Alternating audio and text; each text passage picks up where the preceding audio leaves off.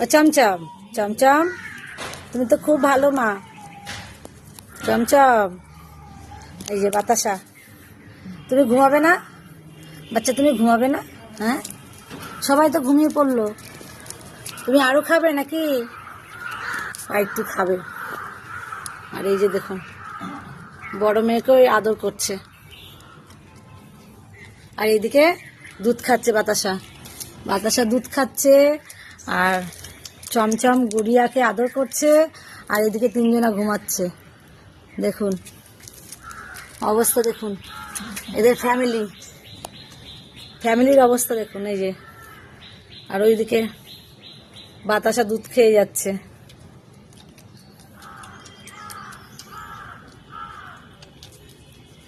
কি হলো, ঘুমোয় গেল নাকি? ঘুমাও ঘুমাও, সে থাকো।